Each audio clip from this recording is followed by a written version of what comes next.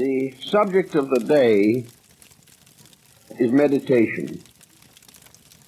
But first of all, I'd like to point out that this is not intended as a criticism or as an expose or to depreciate in any way the importance of metaphysical, mystical disciplines. It is, however, more or less obvious every day that some of these processes and practices are being abused, others are completely misunderstood, and a number of very sincere and honorable persons have gotten themselves into profound emotional and mental disturbances as a result of trying to practice these disciplines. It therefore seems important to try to help to clarify this particular subject for the benefit of Western people. In the first place, Western man is not by nature a meditating being.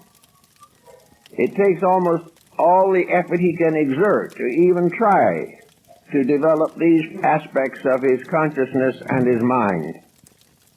He has approached religion, truth, and God for over 2,000 years almost completely devotionally. And this is very important. But the devotional love of deity has become the approach with which we are familiar and is expressed largely through prayer. Prayer is important. It is vitally important. But technically it is not the same thing as meditation. Prayer is an approach on a purely devotional basis. And here again Western people have difficulties. We are not even used to being simply devotional to anything. Well, perhaps we have a certain extreme fondness for ourselves, but it doesn't really reach the standard of true devotion. The individual lives in a physical world, and the rapid development of physical conditions in the Western world has resulted in an almost completely intellectual point of view and has caused us to trust the mind more perhaps than we should. Now the mind is a very useful instrument, but the idea that we are born and endowed with a superlative intellect for no reason and that it will serve us well without any effort on our own part is simply not true. The mind itself, as the Oriental says, can be the slayer of the real.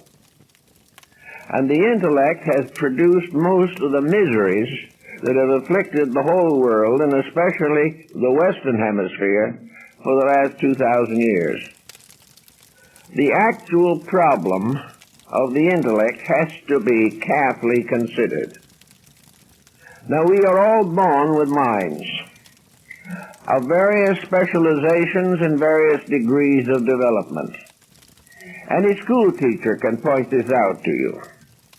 Aptitudes in various areas become important in the education of the individual. But the one aptitude that we have not noticed very much of in recent years is the aptitude of meditation. We do not have the basic foundations for a meditative life. In fact, we will be a little afraid to attempt it because it could so easily end in physical hazards and detriments. So in the working with the individual, and the person working with himself has to realize that his mind is a specialized instrument. It is peculiarly his own. It has limitations which he has to discover. It can, to certain degrees, be improved, changed, and modified. The memory can help us to maintain the knowledge of an art or a science, but every mind has its own boundaries. And where we attempt to break through these boundaries, we always find difficulties. For example, we can take specialized talents. An individual who is tone deaf will never do well trying to learn a musical instrument which must be tuned by himself. An individual who has actually little or no sense of composition is not going to be a good artist, no matter how hard he tries. Each individual uses the faculties that he possesses, and these faculties instinctively impel him in one direction or another. He finds perhaps that instead of being an artist or a musician, that he is a writer, or that he can be a scientist. It depends not only upon his choice, but gradually upon the ability of his faculties to support his decision. If the mind does not want that specialty, it's going to be very hard to be successful in attaining advancement in that field of learning. Now, in also very often a case to realize that people on various levels of thinking have bodies, minds, and emotions brought together in a happy pattern. There are persons who will live their entire lives in a kind of natural affection. They will love their friends, their children. They will enjoy pets. They will work for a harmonious home. And over every other consideration is this desire for a gentle, constructive, happy relationship with life. Others are dominated by ambitions, and the pressure of the mind leads them sometimes into tragedy. Everywhere we turn, we find that the mind of the person fits with the body that he inhabits. His mind sort of goes with his total personality and is the basis of it. His mind tells him about what he ought to be doing, how he should think, what he can accomplish, and how he can enrich his life. Now, there are differences in persons, but these differences are not necessarily advancements or deficiencies. The individual who loves flowers and wishes to be a botanist is doing just as well as someone else who wishes to go into astronomy or mathematics. The natural aptitudes of the person must be considered. If he goes against them, his health suffers. His career is apt to be frustrated. And if the frustration is sufficient, he may become neurotic or even psychotic because he is a square peg in a round hole. He doesn't fit into the life he has assumed, therefore it brings him no true satisfaction and no happiness. This is because the mind will not support it. It does not fit into the career the person has selected. Now, because the mind has this power, the problem of educating it requires a very wise advance in the technologies.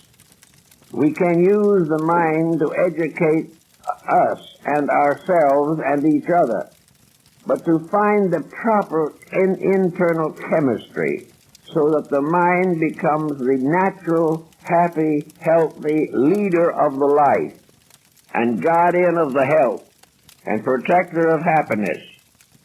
These achievements require considerable consideration. Now, we have another point here that is very important, and that is the grand scheme of the life way with which we are involved. At this particular time in the life of Western peoples, everything is extremely stressful.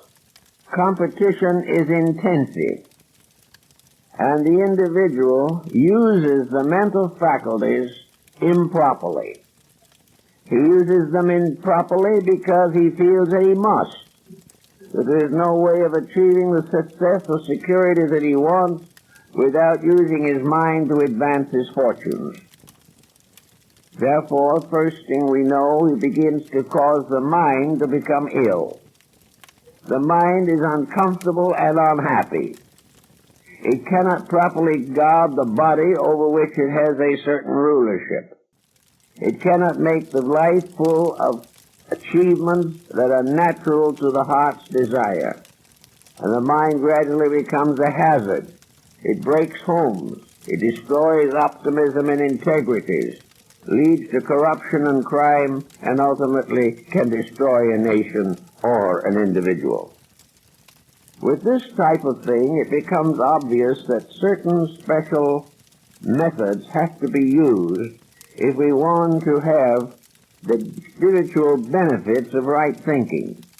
We have tied meditation very closely with religion, sometimes with mystical philosophy, but it mostly has to do with something about the inner life. And exactly the definition of it, in fact, is very difficult. We are not at all able to define it because in each person its function is different. There are variations.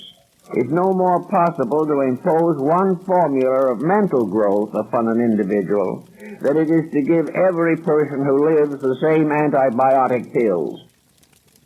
Each individual must explore himself. So I think perhaps we begin the processes of meditation not by a discipline but by a survey. We begin to think about what we need, what we really want to accomplish of permanent good, how much our idealism is going to be strengthened, to what degree we may come into complications as the result of our decisions, and all in all, what is the mind going to do to help us if we wish to use it in a meditational way? Well, of course, meditation implies quietude. It implies the individual no longer beset by internal mental instability. In other words, as one scholar said some years ago, the mind can no longer be considered merely a tumbling ground for whimsies. But with many people it is. Many people make up their own mental lives without any consideration for the mind's needs or attitudes. Some allow it to become the basis of a frivolous relationship with life. It becomes a doctrine or a teacher in fallacies, in abuses, misuses, and irresponsibilities. But most of all, the mind, left to itself, will behave itself reasonably well if the life in general is governed by common sense. The mind will cooperate with the normal attitudes of the person.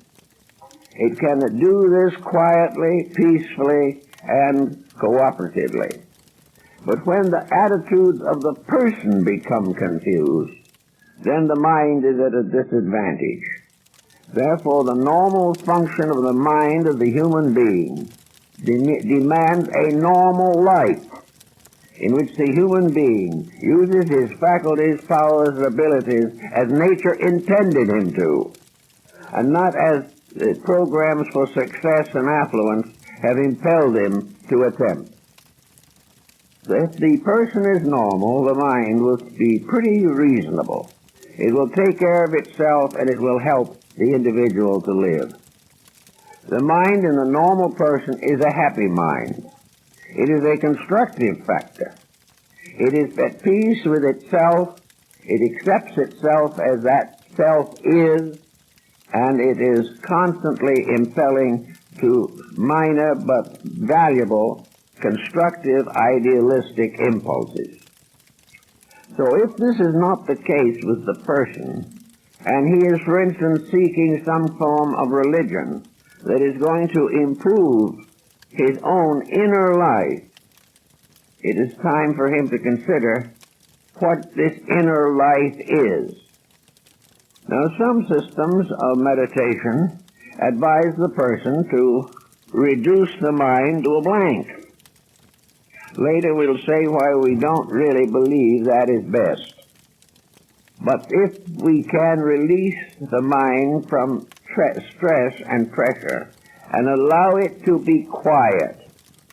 If the inner life of the person, the life that surfeits in sleep, in dreams, the life that causes anxieties and causes responsibilities to become enormous, the life which is competitive, has grievances with others, is subject to jealousy and greed, that is gossipy and hateful, if these things are in the individual's construction at the moment, it is going to be impossible for him to approach deity successfully until he corrects his own faults.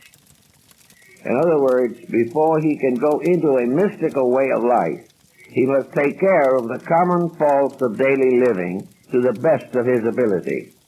An effort to do this conscientiously is a proof of sincerity.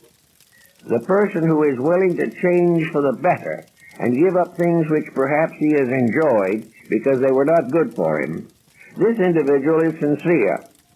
And the beginning of wisdom is sincerity. It has to come first. So you can take yourself and see what would be necessary in order to have a quiet, benevolent, peaceful, cheerful relationship with your own thinking. If your thinking is constantly negative, if you're constantly fearing something, if your anxieties and antagonisms are rising to every emergency, and if the common affairs of life are nothing but interruptions to what you want to be doing, then go to work on the mind. And this people have done since the time of Pythagoras. The contemplative disciplines of Pythagoras were not the type of meditation we think of today. Retrospection was a process of going back over the daily life and finding out what the mistakes were and what the consequences of those mistakes were. This retrospective exercise helps the individual to control himself. It places him in an educational relationship with his own thinking. He begins to see the things that he paid no attention to before. Sometimes when he said something unpleasant, he just wanted to forget it and laugh it off and keep on being unpleasant. But retrospection will gradually show him that this will cost him his friends, his job, his family, and his own self-respect if he does not correct it. So retrospection was putting the life in order, restoring the validity of natural law over human conduct. Retrospection brought the individual to know what the universe intended him to be. It doesn't necessarily make him that immediately, but it discovers for him what his own potential actually can be. The contemplative exercises of the Pythagoreans were of a different note. Contemplation was a form of concentration. Contemplation was a search for meaning in things. Contemplation might cause the thoughtful person to sit quietly in his garden and allow the flowers to speak to him, at least in a symbolic way. Contemplation was the looking out for value. It was to get beneath the surface of things that appear superficial and find out the reason for them. Contemplation also helped to put things in order. It helped the individual to gradually gain spiritual strength. The final contemplation is the contemplation of life itself, which in its own way gives us a new sense of relationship with divinity and our fellow man. Concentration was another discipline which was taught by the ancient Greeks. This was very good because it helps the person to achieve continuity in his own effort. Individuals who are scattered in their thinking, who start many things and finish few of them. Individuals who get tired of something very quickly, or begin to cast it aside because it becomes increasingly difficult. Where concentration is lacking, the person does not have any depth of purpose. He does not know how to unfold his own faculties. Lack of concentration can make a bad student in school and make a bad housewife, a bad businessman, and a dangerous leader in society. So concentration is to stay with it until you finish it. And if you don't want to finish it, don't start it. Because to go halfway along and give it up for something else, or move from one sect to another in religion, or from one level of belief to another without having conquered anything, without having fulfilled any essential purpose, the discontinuance of action because it becomes increasingly difficult. This is a discipline the Pythagoreans were very fond of. They like to get this discipline of continuity, that everything must be done to the proper end, for it is only when the complete pattern is revealed that the law is evident in the particular task that has been assumed. Now these were the disciplines of the Greeks, and to a large degree they were finally found their way into Neoplatonic philosophy, and with certain reservations and changes into the Gnostic doctrine. These combined both Eastern and Western thinking. But they constituted a method more or less Western, a method which could be organized, it could be rationalized in one way or another, and might bring the individual gradually into a state of self-sufficiency, self-security, and make the individual capable of running his own life effectively. Now, on the other side of the meditative problem, we come upon the Asiatic approach. Asia is the other side of a great coin. And the other side in this case means that the Eastern Hemisphere has been from the very earliest times more associated with inner life, inner dedications, and the development of internal resources than Western man. The Eastern thinker is concerned with what he is.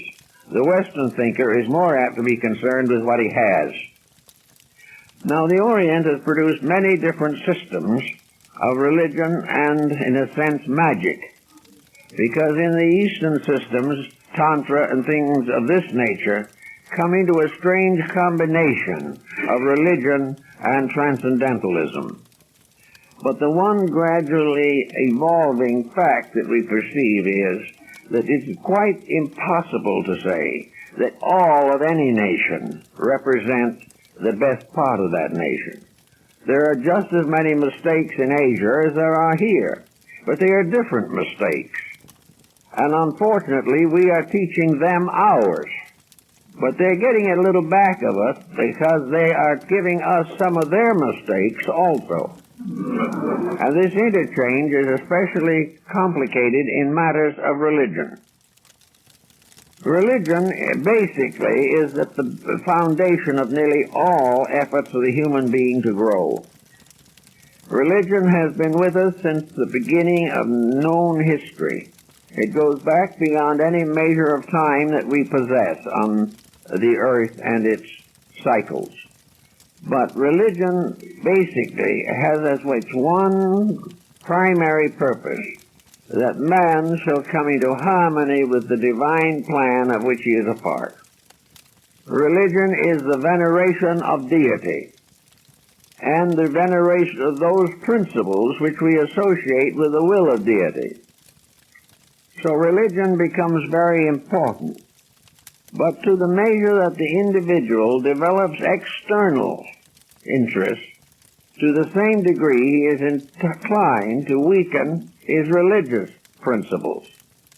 Instead of having perfection of the inner life as its ultimate goal, Western man has been inclined to view this life as transitory. Many of the most successful from the standpoint of economic progress do not even believe in a deity or the immortality of the human soul. It is all tied to a fulfillment of ambition and appetite right here in this life. Now, such an individual in that condition is a very poor candidate for esoteric disciplines. Even if he attempts them, about the only thing he can accomplish is to misuse them. So with the East, however, up to very recently, and still to some degree it remains, the child from birth lived in a world recognized as permeated by a very lofty and wonderful relationship between existing things and the sources of existence. The deities were very important to the child mind in the East. The parent was, of course, the example.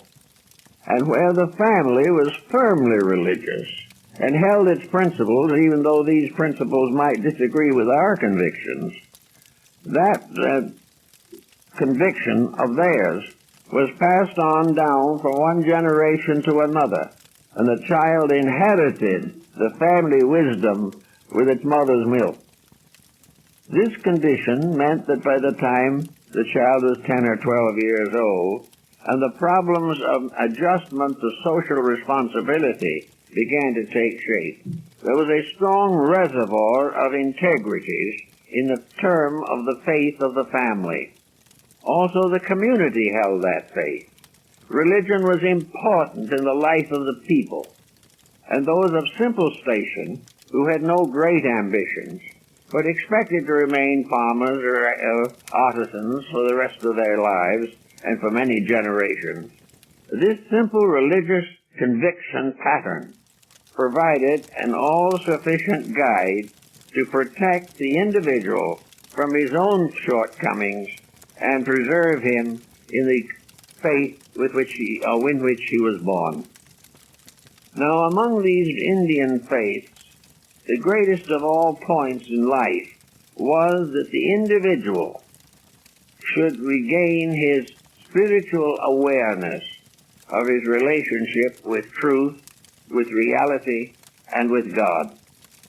It was assumed that he would be doing the things he had to do. He would start in life. He would have debts. The very debt of birth would hang over him. These debts he must pay. So the first thing, perhaps, that we can take as a background in the Oriental approach is fulfillment. Religion was the fulfillment of duty. No religious person who wanted to be considered religious would be out to evade the normal burdens of living.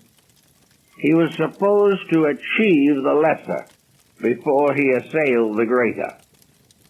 So the individual started life in debt. He was in debt to his parents, who had brought him into this world. He couldn't pay them, because it's quite possible that by the time he got into a condition where he could have repaid them, they weren't here any longer. He could honor their memories, he could respect the things they had done, but he could not pay his parents for what they had given him. But he could balance the debt by bestowing the same virtues in the training of his own children. As he was born, he had been given an opportunity for birth. It was therefore his duty to give other souls their opportunity for birth. So he paid his debt to his parents by becoming a parent and filling all the duties and responsibilities of parenthood. He also fulfilled the social problem of work. Every normal person must make a contribution in support of the cost that he is to the world in which he lives. It isn't only the financial problem. It is the earth that gives him bounty.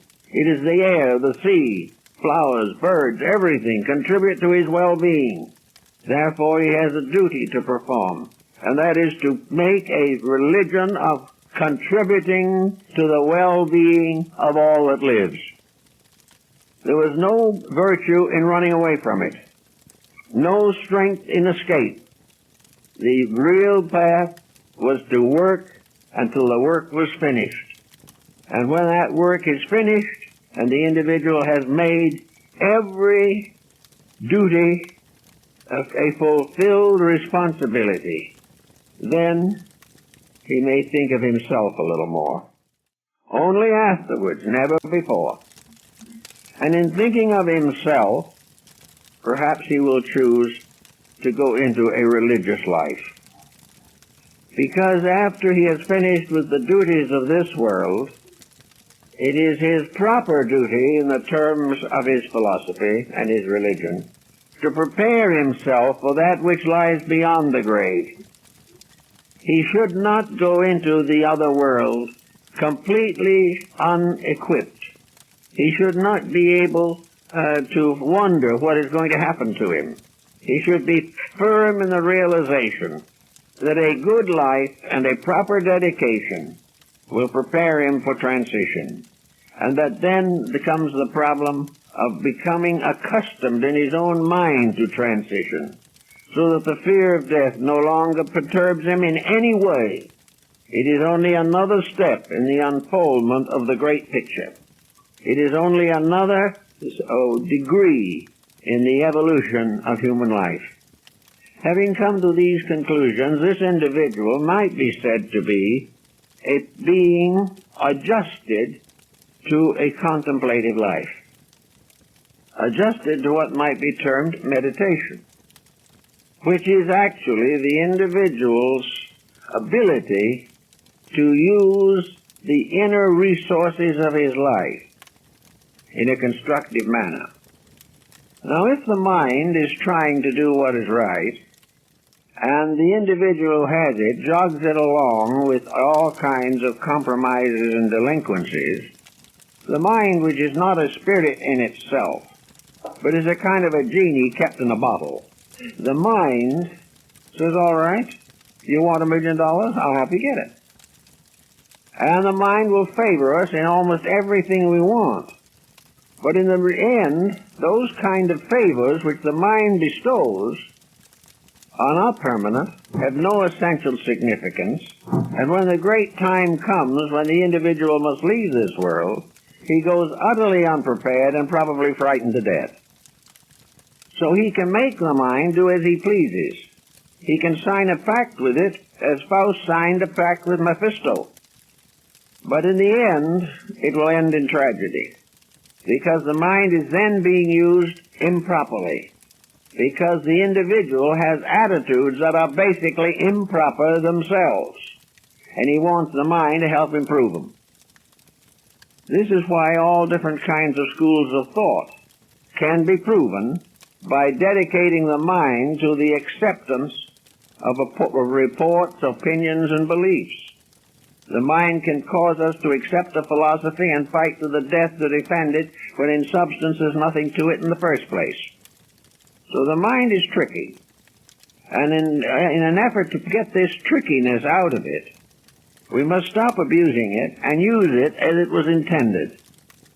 So the process of the religious dedication in life finally becomes the fulfillment of a life pattern in which everything the individual has done all through the years strengthens the integrities which he wishes to expand or enlarge. It becomes a new way and a fuller way of growing the next step towards relationship with the infinite.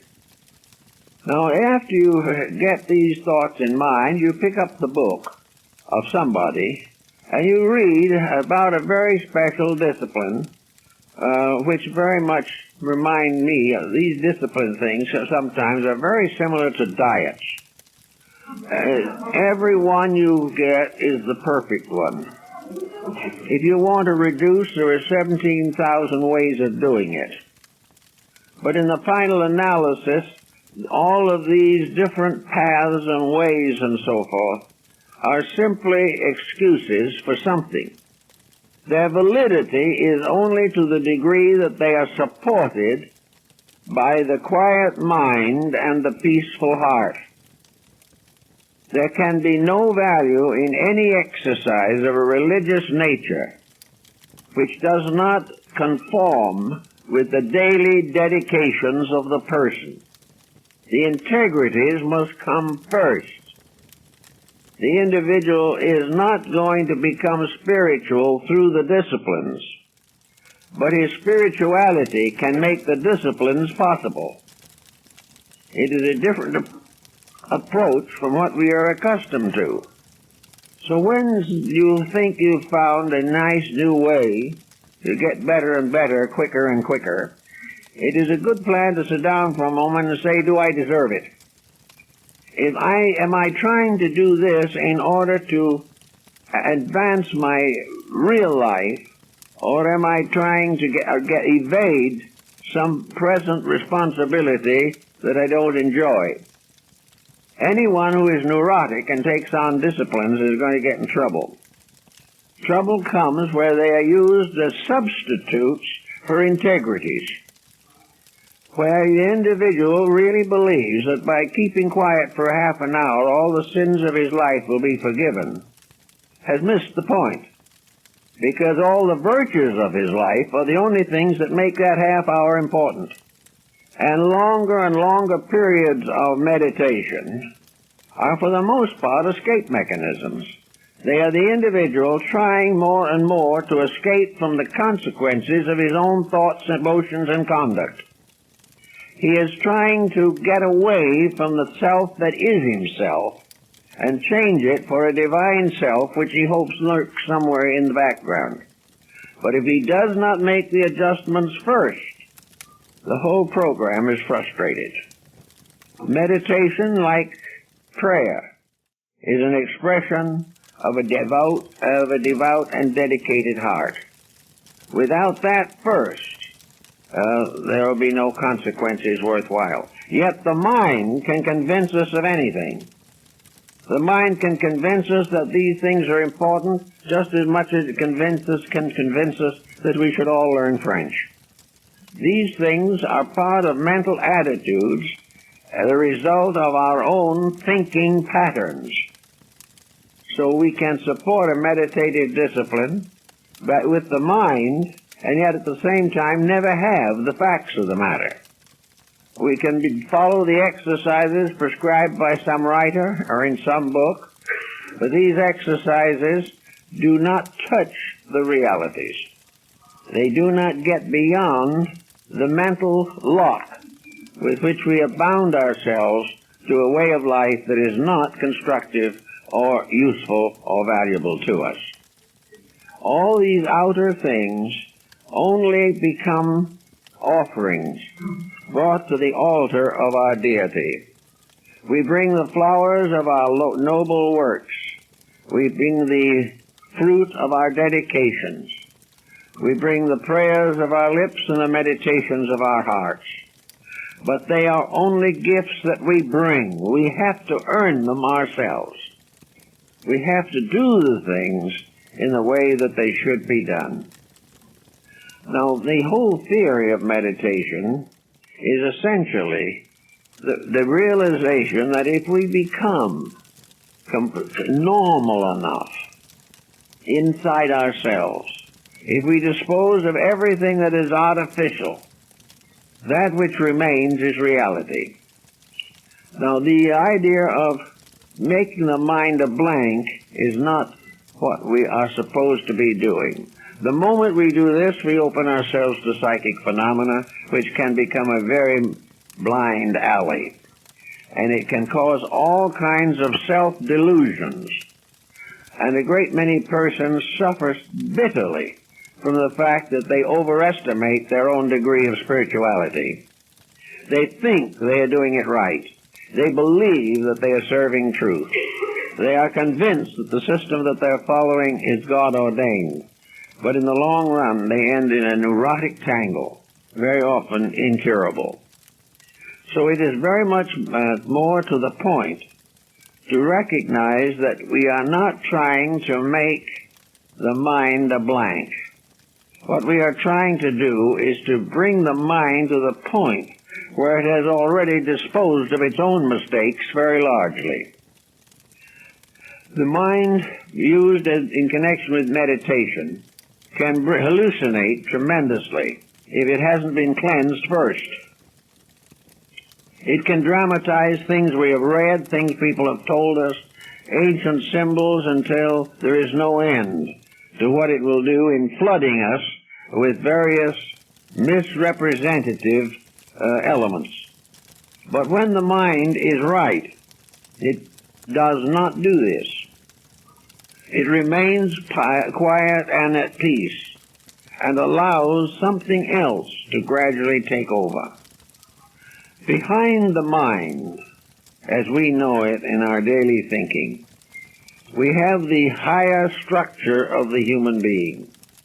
The principles, the divine part of nature, the mind's higher aspects, the soul, the spirit, and its relation to the cosmos. All these things lie above the level of the mind. But the mind can gradually be relaxed to the point that the individual can appreciate or perceive or reflect upon some of these higher principles. But these higher principles are also masked by all kinds of pseudo-psychical phenomena. The only safe answer to the whole problem is that the person must have cleansed the mind before he can depend upon it. The mind can be a servant of reality, but it can also be a servant of delusion.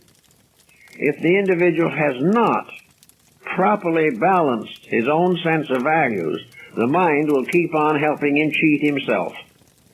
It will continue to confront him with the delusions of his own believings and of the sects, creeds, and groups with which he has been associated. He cannot achieve his final purpose until he transcends the illusions of life. Now, on the other hand, nature has its own peculiar way of doing things. The individual who frustrates nature simply because he believes frustration is a virtue is also headed into trouble. He is not supposed to go contrary to the simple laws of life. Religion is a fulfillment, not a frustration. The individual does not gain his ends by suffering the loss of the things he likes. Rather, he gains his ends by enjoying the things he has learned to know are best. He is not giving up something he cherishes. He is giving up a false belief and placing a true one in its stead. Therefore, there is no problem of frustration. Many religious groups and individuals start their inner lives by leaving the world behind. But it only ends up in one thing. The world leaves them behind. Fulfillment means that every duty, every reasonable problem must be faced and met. No one can run away from responsibility and substitute meditation for daily labor. It must be a problem of proper fulfillment of each step of the way. Until we take care of the small things that are with us always, we will not be given care over the greater things. Unless we meet the responsibilities of this world, we will not have high estate in the one beyond. So always remember, do not run away from trouble. Do not attempt to get away from this awful, terrible, pernicious environment in which we are all involved, and for which, to a degree, we are all responsible. Therefore, to get peace by simply escaping physical problems is a complete delusion. Peace is not settled or centered in physical things. Peace is inside yourself. And until you find it there, you can never get rid of discord. There's only one way. It's all right if the individual wishes on occasion to do a retreat for spiritual nutrition, to get away from a complication for a week or 2 weeks or something of that nature, but not as a major change in life.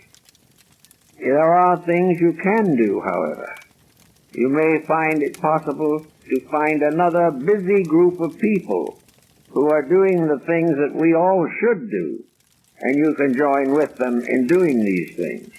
But to try to get away from trouble simply by walking out on it is a common mistake that we should all avoid in every way possible.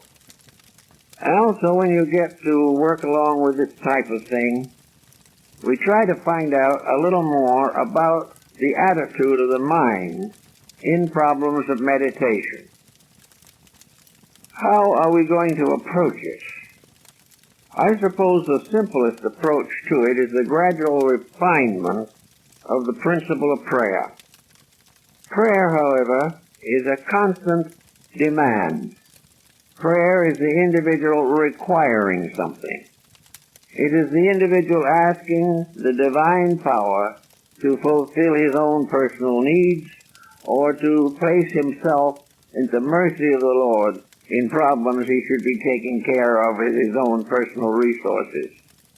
Therefore, the old idea that prayer should only be a request or a demand, or that it is perfectly right and proper to ask anything you want to in a universe of infinite potential. These ideas belong to a rather uncontrolled mental approach to life. Actually, prayer should be, as it was in ancient times, a hymn of gratitude.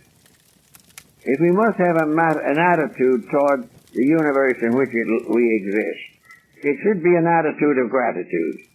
The only reason it's not what it ought to be is our own action. We have been given everything necessary, every resource. We have been given faculties to meet almost any conceivable circumstance with which we can become involved. We should be grateful for the privilege of growing. We should be grateful for the privilege of sharing.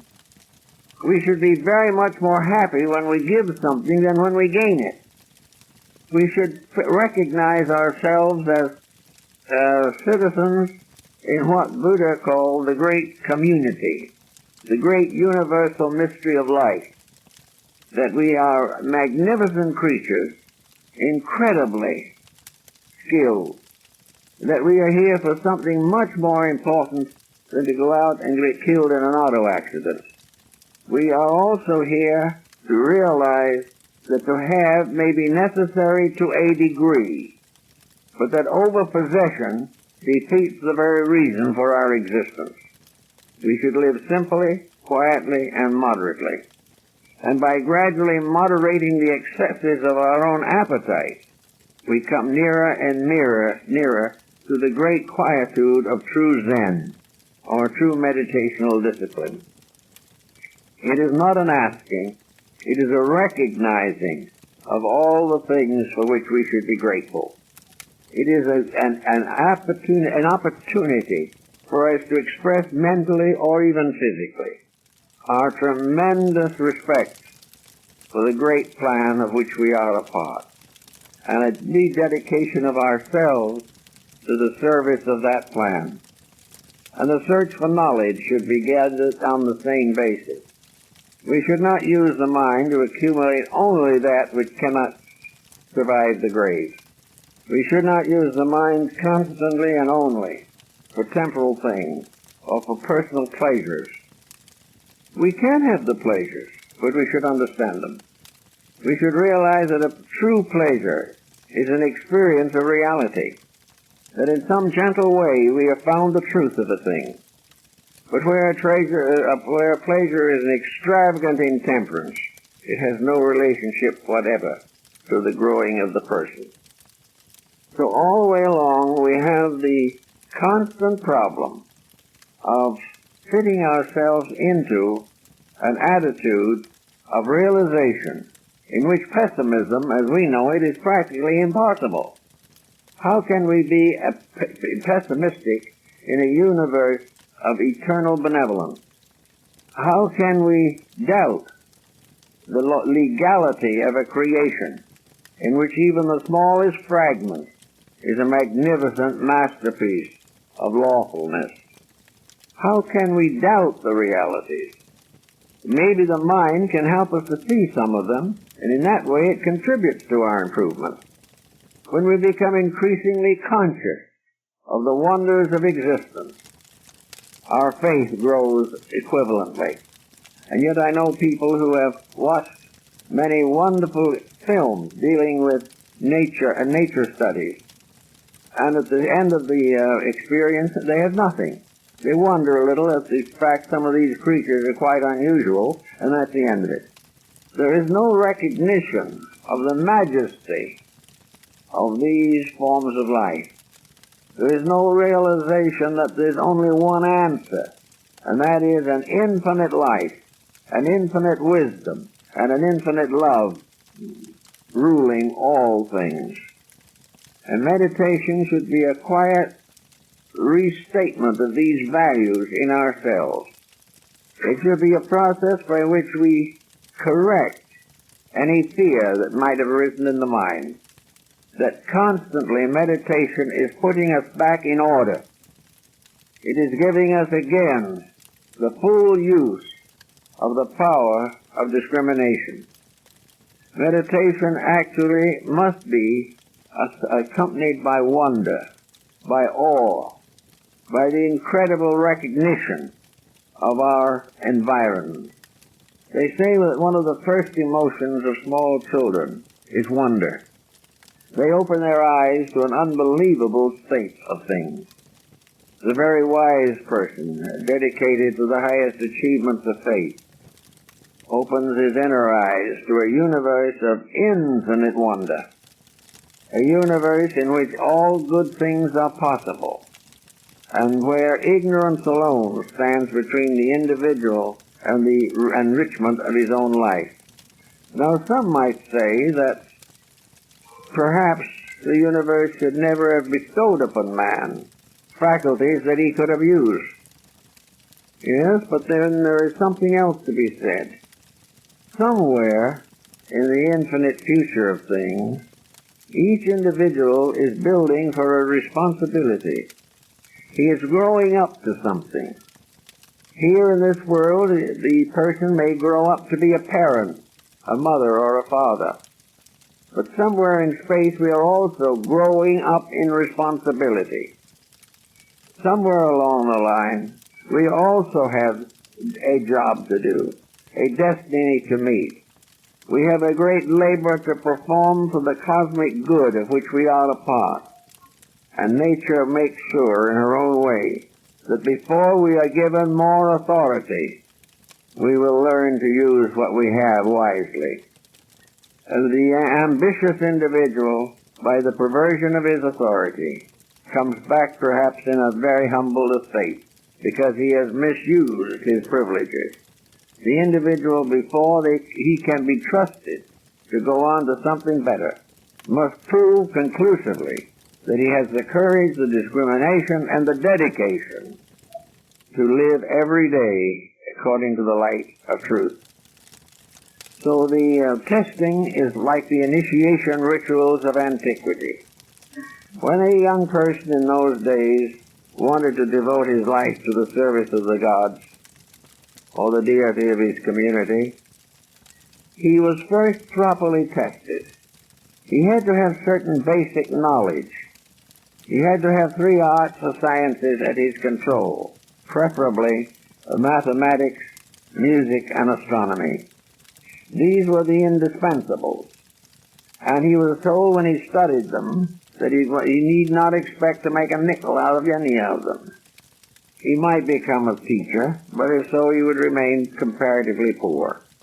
What was necessary was that he should inwardly develop a discrimination, open a window or a door in himself so that something larger could be seen. Mathematics is revealed everywhere. Once you learn the principles, you can see these principles working in every flower, every bird's wing, every crystal in the rock, everything. Mathematics is the open sesame to the laws of existence. Astronomy is the open door to the cosmos. the tremendous immensity of worlds and suns and stars, all of which bear witness to a sovereign intelligence, a divine reality, an infinite power which transcends all our understanding or our awareness. This is the power that ultimately, as we begin to understand a little more about it, brings us down on our knees in veneration for the plan which has made possible our own existence. And the third part was the music, the beauties, the harmony, the wonders, the joys of the arts, the constant recognition that all of the creative arts are in turn laws working, that the laws of existence are most clearly indicated and more easily studied in mathematics, astronomy, and music. So when the young disciple reaches a point where he begins to look at things and looks into them at the same time, so that nothing whatever is meaningless any longer. There is no such a thing as a meaningless thing. If it is truly meaningless, it is a chimera or an illusion. It is not a thing. So from this point on, the student began to develop his integrities. He began to recognize his devotions and his dedications. And in due time, he was permitted to enter into the sanctuary and take his first initiatory rite. Here were the rites of purification, which must precede the meditative disciplines. The great baptismal rites of antiquity were the purification of the heart, mind, and the career, whatever it was, and their rededication to the principles of universal integrity. If the disciple was successful in passing this test, then he went through a discipleship.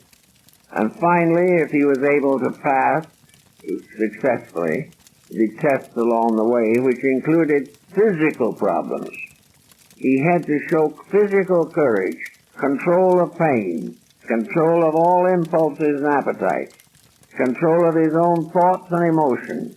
He had to prove that he was the master of his own soul.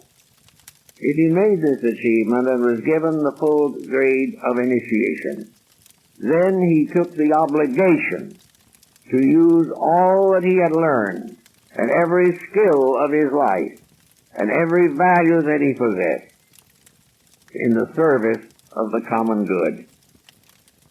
These types of dedications are not possible unless the individual has experienced something inside himself. It is very difficult for a Westerner today to think in terms of devoting or dedicating his skills only to the service of others. And yet actually that is their only value. But he has now commercialized all these things and made them increasingly difficult to share the problems of life. So we come into the meditational discipline, and we then say to ourselves, how are we going to fit this in? How are we going to live this way in the kind of world we live in now? Well, many people have come to me. We've had a lot of talks on these problems, and folks have brought me all kinds of difficulties which they have faced. But looking them all over, I guess there have been hundreds of them, certain things soon become obvious. The average person is never placed in a situation which is beyond his control. He may not control it, but he is never requested or required to do something that is beyond his capacity or his understanding. He is never supposed to do more than live up to the best he knows. And if he lives up to the best he knows, problems have a strange way of curing themselves. Because the moment you take away from a problem all of your own mental, emotional involvement, the moment you stop being sorry for yourself, the moment you accept the rights of others to exist and to appreciate their ways of life, when you stop doing things you shouldn't do, the problems get less and less. And this does not mean that you have to live under a different political administration. It doesn't mean that you have to change your religion. It doesn't mean that you have to give up your job. All that it really means is that you come a little nearer to the proper use of your faculties. You do not have to stop work. What's probably the most important is to learn to work, because the average individual spends most of his time trying to figure how to get out of his work. But actually is not bringing him very much pleasure, because he grudges every moment he spends there. But when his work is a dedication to meeting his share in the great cosmic plan of things, then work is fulfillment.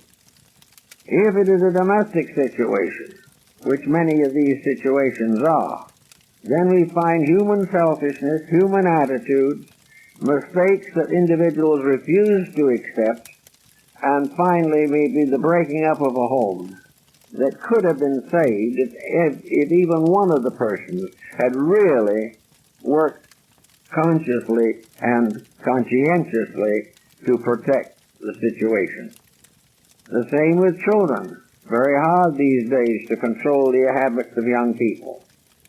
But it is gradually improving. And when the individual, like the Hindu, realizes that he must pay his own debt to life by giving his own children as much care and attention as they need, regardless of whether he enjoys it or not, he will find that if he brings them up properly, there will be less and less problem. And if the problems do arise, the future the child will be able to face them through its own experiences. Little by little, things can be brought into order if the person carries his full share of responsibility and admits his own full share in the troubles with which he is surrounded. So there is really no great problem in trying to live a little better. It may be that some of the ultimates will be a little difficult, but then we are not faced with ultimates at the moment. Each person who makes one straight step forward in the course of his lifetime has fulfilled the purpose of his existence. The main thing is that he shall leave here a little bit better than he was when he got here. He must be enough better to have values, understanding, insights, and realizations that are more than he brought with him. He is not expected to be perfect, but he is expected gradually to recognize the importance of the inner life over the outer situations. Now, if he's doing what he should be doing, presumably, he will find also that when he settles down somewhere for a little quiet heart-to-heart talk with himself, that he finds he's pretty good company. He will find that he is someone who is easy to get along with, who does have dreams and hopes and aspirations. And he also begins to think in terms of the beauties of life, the beauties of existence, and his own share in them. Things are no longer unimportant because they're small, nor are they important because they have heavy debt attached to them. The individual gradually gets to the point where, when he kind of quiets himself down, things begin to look beautiful to him. He finds the inside of life very peaceful, because the only reason it isn't peaceful is the outside of his own life. And when he begins to work toward that, he gradually achieves what you might term an almost permanent meditational state. Swami Vivekananda observed on one occasion, namely that the esoteric moods, the disciplines, the meditations, are essentially the continuing realization of the divine plan. Once the person is able to think in these terms, and little problems rise that hurt him, he finds solutions to them. He carries no bitterness. He is not disillusioned, because to be disillusioned means to give up an illusion, not a reality. He is no longer constantly nagged by ambitions that are unfulfilled or responsibilities that have been avoided. He hasn't left anything unfulfilled, and he hasn't avoided anything. And as a result of that, as the Chinese said, in ancient times, men slept without dreams. Dreams are, for the most part, anxieties which we face. Anxieties due to the things we didn't do that we should have done, or that we did do that we shouldn't have done. And as soon as this situation begins to clarify a little bit and relax itself, the individual finds that he can sleep the sleep of the just, and that all will go well. And that in the daylight and daytime, the peace of sleep will continue with him. He will be sleep awake. His life awake will be also gentle and peaceful and productive. There is so much in us that we never do anything with. And meditation is really a process of gradually coming into an intimate, constructive realization of our own natures. Meditation is the individual living continually in the light of inner courage, understanding, and peace. You find people trying to run away from themselves a great deal in our modern world. They want to escape boredom. So the individual does all kinds of things, and some of the things he does are not reprehensible or anything. They're the things that are meaning something at the moment. So he just spends one evening a week playing bridge, and spends another day a week watching the footballs and baseball games. And he does this, he has all his friends in, he has very convivial times. He's always up to something. But with it all, what is he doing? Virtually nothing. He's trying to run away from himself. He's trying not to be bored. Here he has only a few years of life here in which to do all kinds of wonderful things. So he sits around watching lousy programs on television, trying to get rid of the burden of existence. He just wants to get his mind off of himself. And now when you do that, you get your mind onto somebody else's troubles, almost certainly. So what is the answer?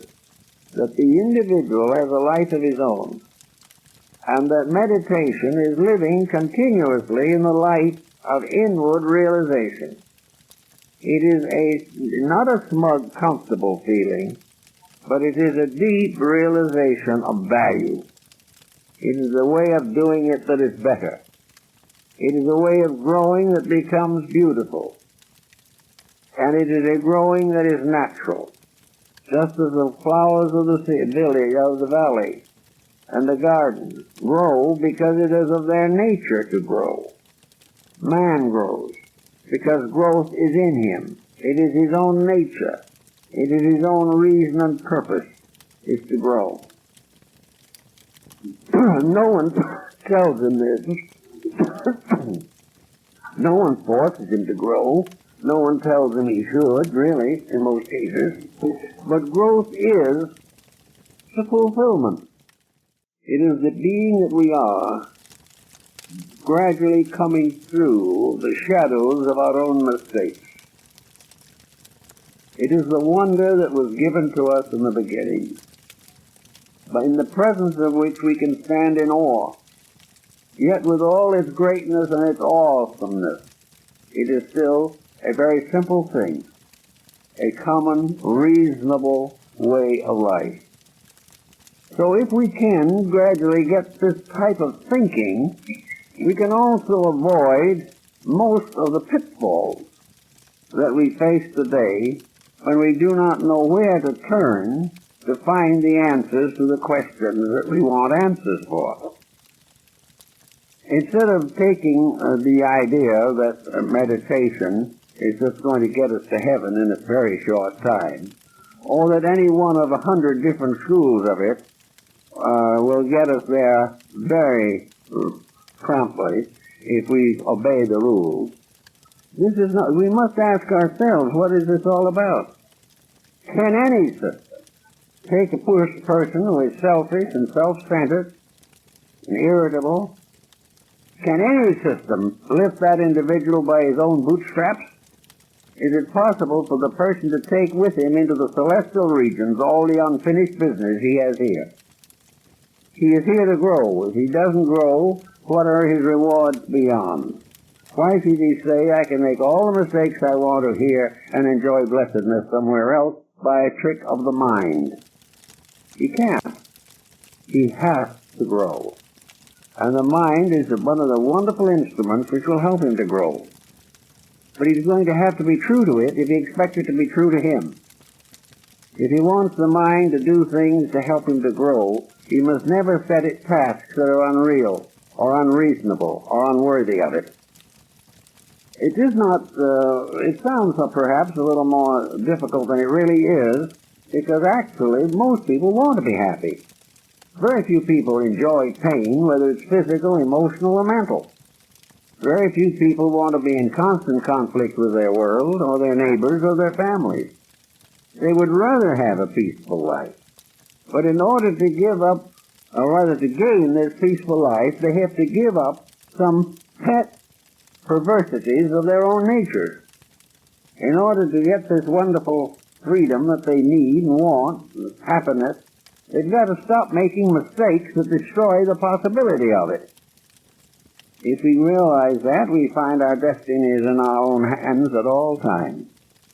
We can always be what we should be if we will be serious about it.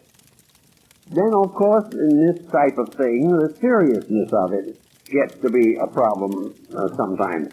People work so desperately hard on trying to be good that sometimes it's almost wish they would be bad instead and everyone would be happier. But actually, there's no need for this tremendous labor.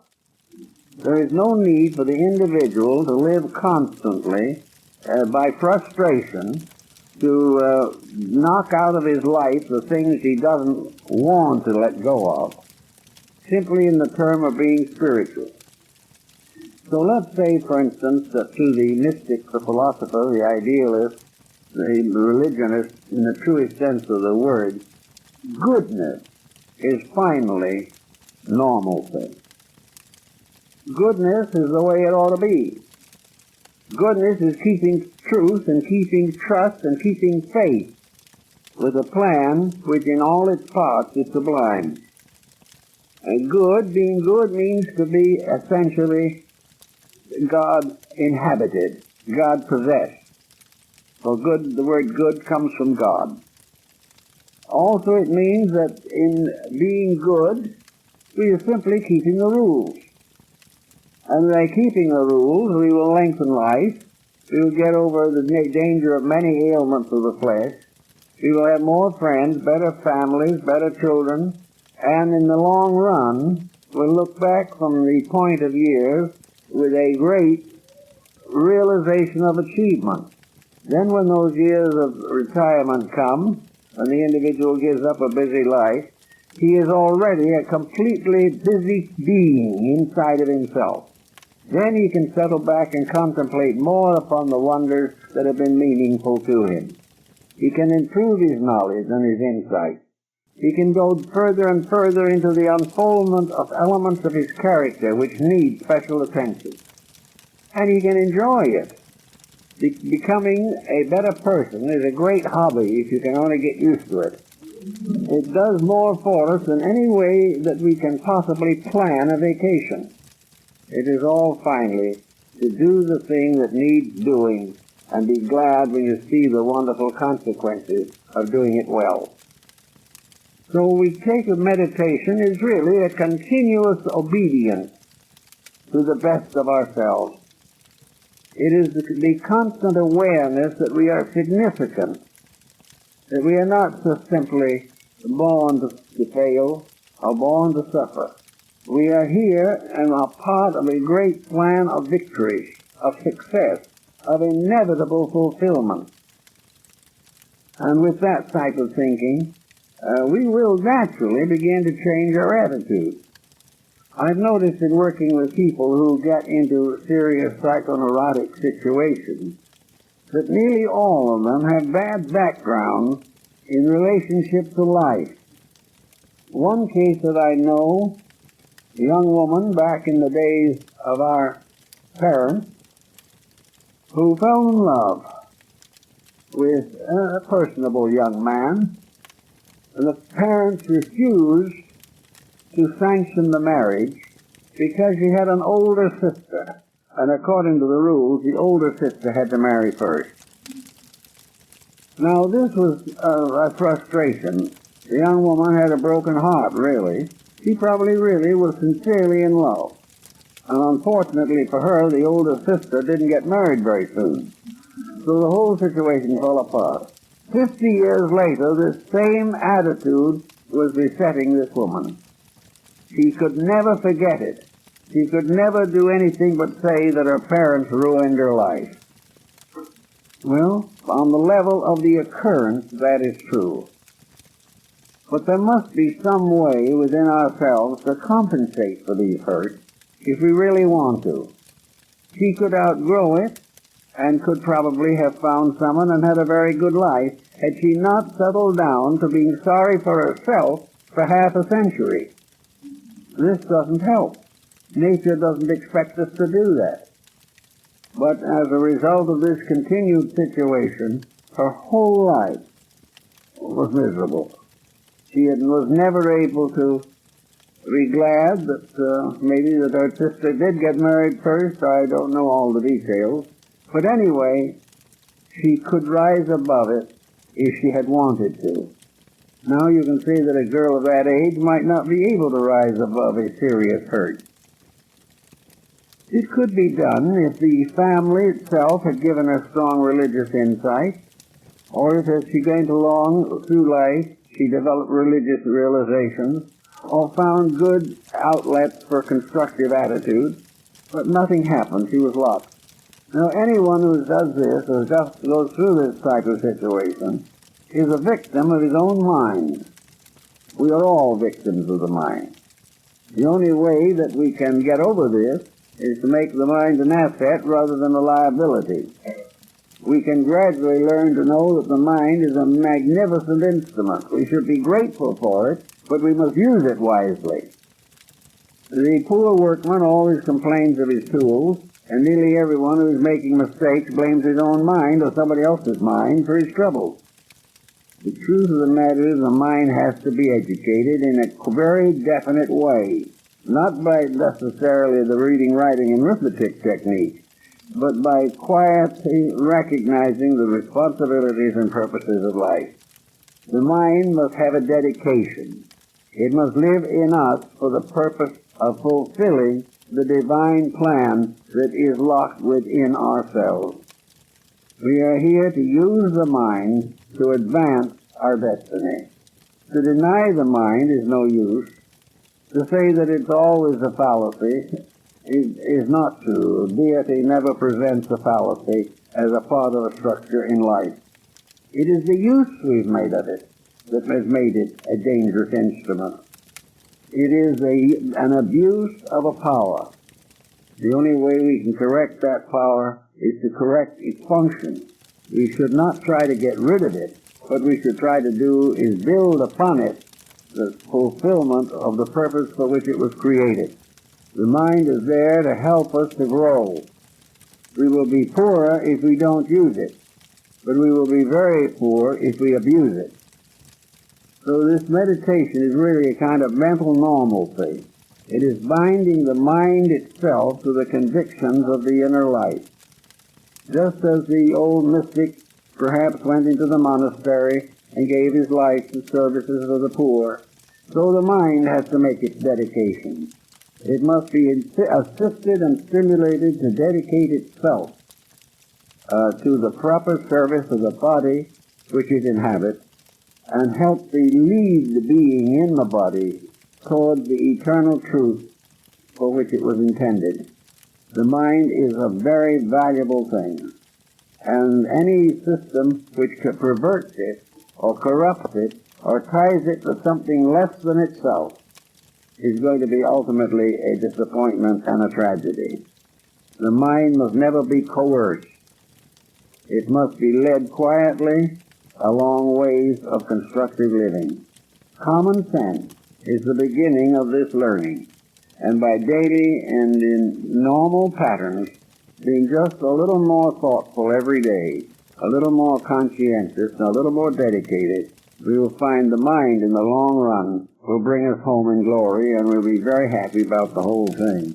In the meantime, I think we'd better close for the morning. Thank you very much.